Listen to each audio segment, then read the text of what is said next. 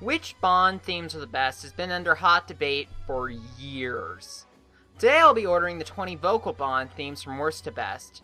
No two lists are going to be alike, so don't see this as an ultimate truth, but I also don't make my choices lightly. The quality of the opening animation, quality of the film itself, or the quality of the arts in general will not be considered.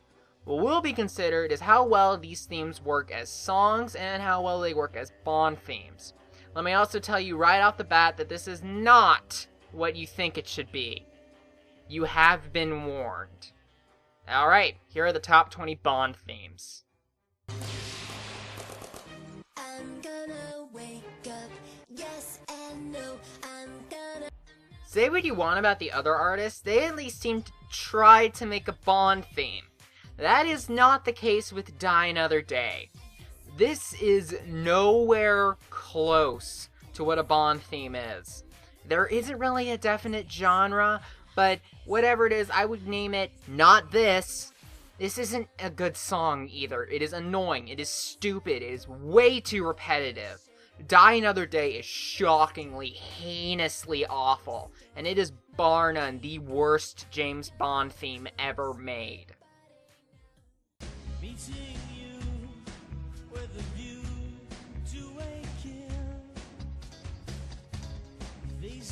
Most people seem to really like A View to a Kill, but they must be listening to a different song than I am. Not only is the chorus extremely grating, this just doesn't have the smoothness of most Bond themes. The beat is way too loud, and the song has this overall choppy feeling. This is the only Bond theme in history to hit #1 on Billboard, and I have absolutely no clue why. I just don't like this one at all.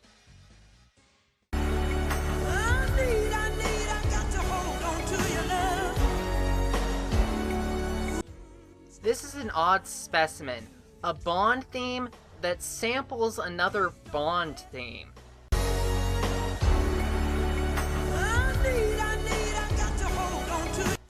Well, gee, where have I heard those chords before? But in sharp contrast to the glossy effortlessness of Goldfinger, this song is trying way too hard. The title is forced, the genre is off, and it doesn't end nearly soon enough. This Bond theme may have a license to kill, but it does not have a license to suck. I'm not the ringer with the slick trigger finger for Her Majesty. I'm mostly just confused by this one. I do like the main guitar riff, but things go south with the vocals. I just don't get why these two are paired up. The only thing that they have in common is that they both would have made better Bond themes on their own. It's not as bad as its reputation would lead you to believe, but it's not good either. It's jagged, it's awkward, and it just is not a good James Bond theme.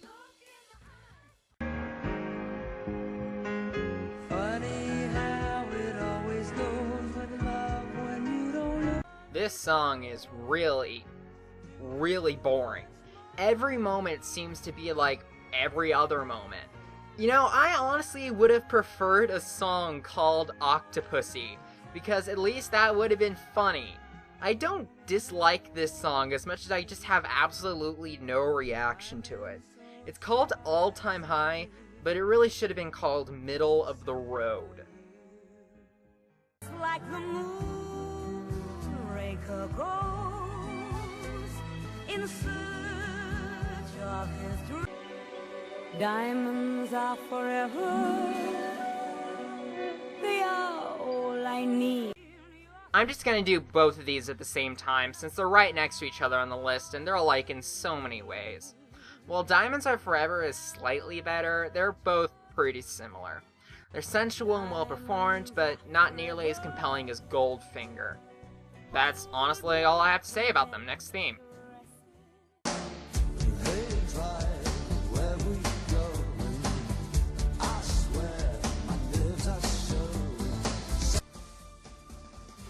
I bet that you weren't even aware that this one existed. Aha did a pretty good job though. It's well produced, well sang, and fits well as a Bond theme. My only problem is that weird sound they keep repeating over and over in the background.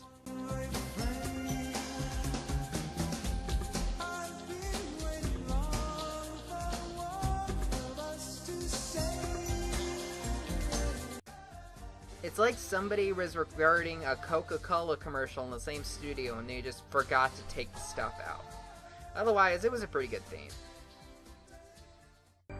For your eyes only can see me through the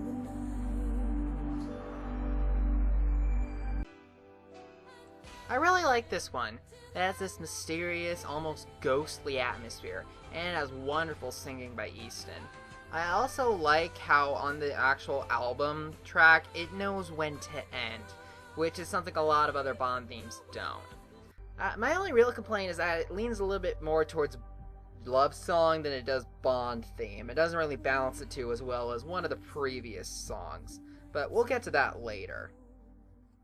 Until none, the man with the golden gun. This song is supremely cheesy, but cheesy in an awesome way. They just took the title, The Man with the Golden Gun, and then they just made a song about it. I enjoy the fusion of rock, funk, and jazz, and Lulu does a great job tying everything together. This is a celebration of everything silly and awesome about James Bond. What else can I say? It's the man with the golden gun. Goldfinger, he's the man with the Midas touch. I can see the comments already. Look, I don't hate Goldfinger. If I did, it wouldn't be number 10. This is a very striking song. I love the sort of slick vibe it has, and it's awesomely cheesy, kind of like the way that the man with the golden gun is. Shirley Bassey's singing is incredible, and it started the trend of the vocal Bond theme, but it just isn't as memorable as some of the others. I just don't really get why most people put it at number 1. It's not the best one, it's the first one. But I still like it though.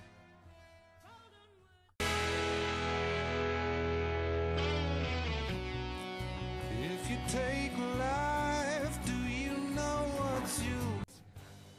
James Bond themes has always had a classical edge to them, but this one updates it to rock and roll. A much better update than Die Another Day was, I might add. This song actually does a great job of fitting into the context of the film, the narrator being somebody new who wants to make an impact. This theme doesn't really seem to get the credit it deserves, and that's pretty sad. It was a great song, and for a while, everybody knew Chris Cornell's name.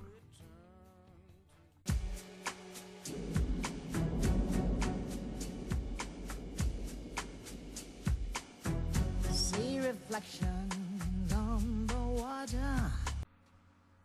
This is my favorite of the 3 gold Bond themes.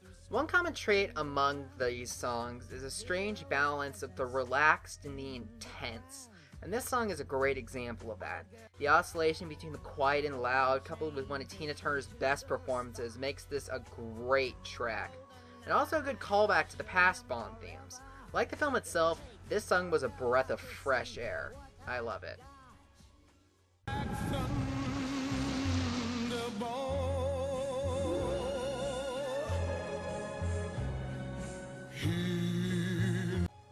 Most Bond movies these days, and Bond music, try to paint him as more sympathetic and relatable, but Thunderball was made at a time when that wasn't needed. Thunderball is just about how much of an action star Bond is. He was the baddest of the bad, the epitome of cool, and a force to be reckoned with. I also heard that when recording that last note, Tom Jones ran out of breath and passed out. That is awesome.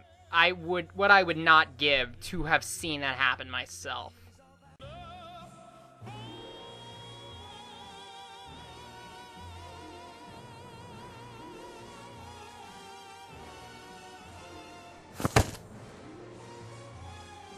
Okay. Say live and let die.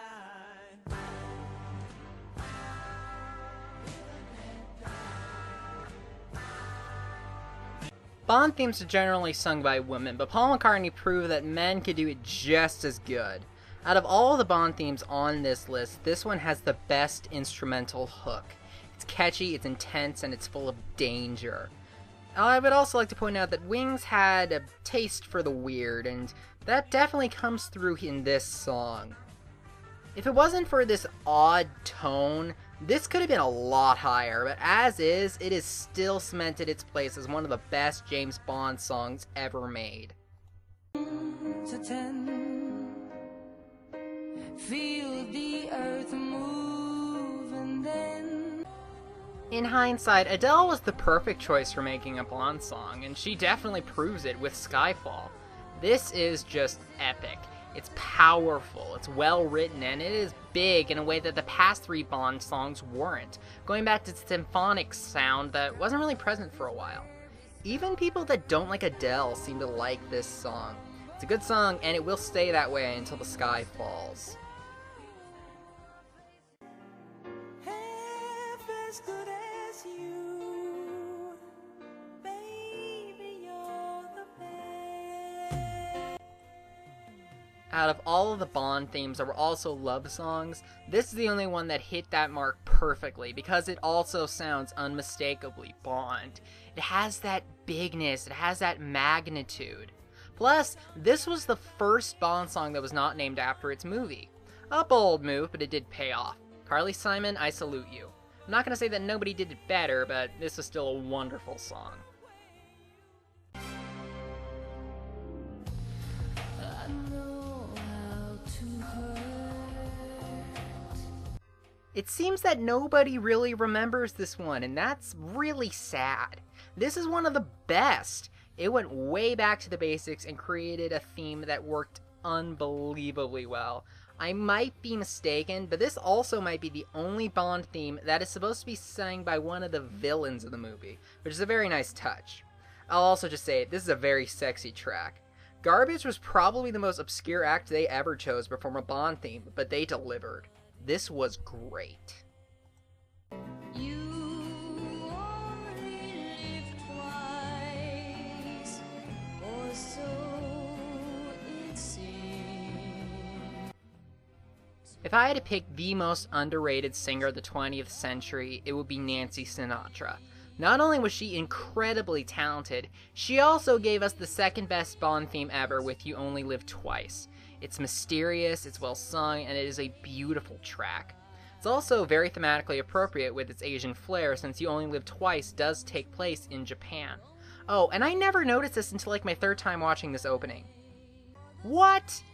Yeah, that's the Roald Dahl. The guy who wrote Charlie and the Chocolate Factory also wrote the screenplay for a James Bond movie. I guess you learn something new every day. Anyway, this was unbelievable, and the second best Bond theme ever. And, by the process of elimination, you know what number 1 is.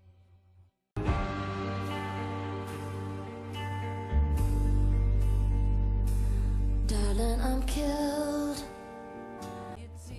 I do not care what anybody says. Tomorrow Never Dies is the best James Bond theme ever made. It is just perfect, perfectly written, perfectly performed, perfectly produced. It has the sexiness, it has the passion, it's the whole package. A lot of critics and fans don't like this, and I have absolutely no clue why. This is precisely what I think of when I think of a James Bond song. It's just incredible. It has a spectacular performance by Crow and fits the tone of the James Bond mythos perfectly. Crow is also the first female to write her own Bond theme. To me at least, Tomorrow Never Dies is the best James Bond theme ever made.